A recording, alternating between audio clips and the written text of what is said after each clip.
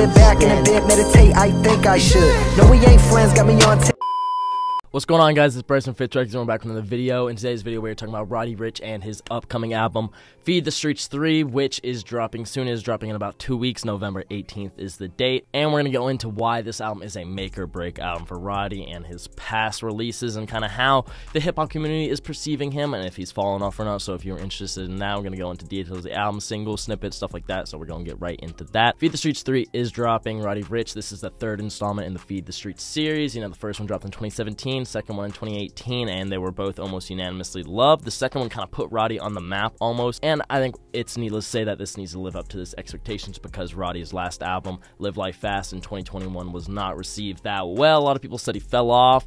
And, you know, this is just kind of where the allegations started, which I don't really understand because how can an artist, you know, be great and then after one album fall off? Because this album, it really wasn't terrible. It just was not perceived as well. And I think the reason for this was because his 2019 album, Please Excuse Me for Being Antisocial, was received so well. And this was his breakthrough album. Of course, The Box is on it. Huge hit. This really put him into the mainstream more than Feed the Streets 2 did. Roddy Ricch was almost a household name at this point. I mean, everyone was messing with Roddy Ricch.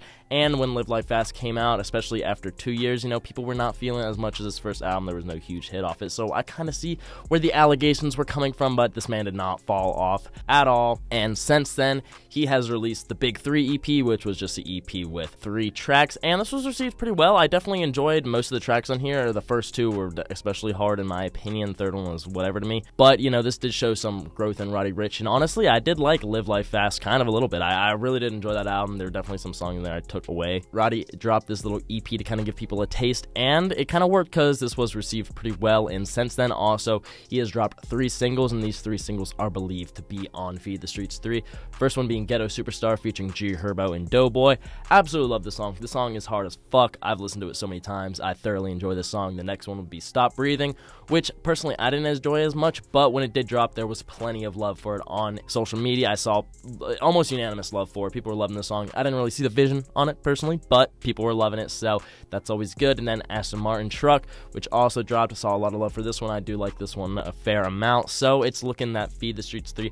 So if this is a taste of what the album has to offer, definitely here for that. So really, that's 6 tracks that have dropped since his last album, and all of those tracks I pretty much have liked for the most part, apart from 2 of them where I'm kind of iffy on, but, you know, I'm not gonna like every track from an artist. Definitely been enjoying his stuff, and as far as what to anticipate on the album, there are plenty of snippets online. The other day, actually, Roddy Ricch went on Instagram Live and played a few snippets, so I'm gonna play little short snippets of the short snippets themselves because I'm not trying to get copyright claimed or anything.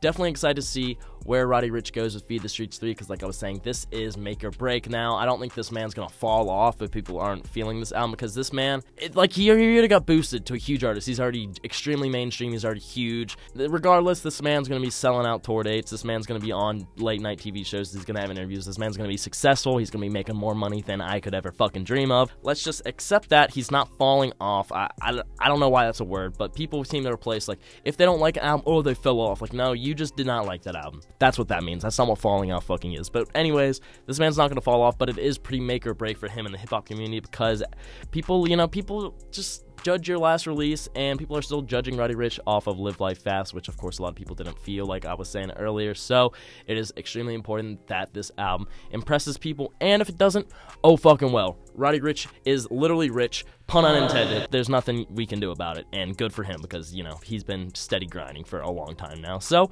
that's about all I got for you guys today. I just kind of wanted to keep you guys updated on the album and tell you my thoughts about it and how this is going to affect Roddy Ricch's career when he drops it on November 18th. So if you enjoyed the video, make sure you subscribe to the bell so you don't miss any videos, any updates, anything like that. Go in the description, follow my TikTok, my Spotify, my Twitter down there too.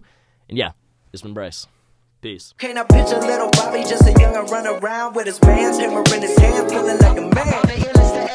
Run for the pole, get the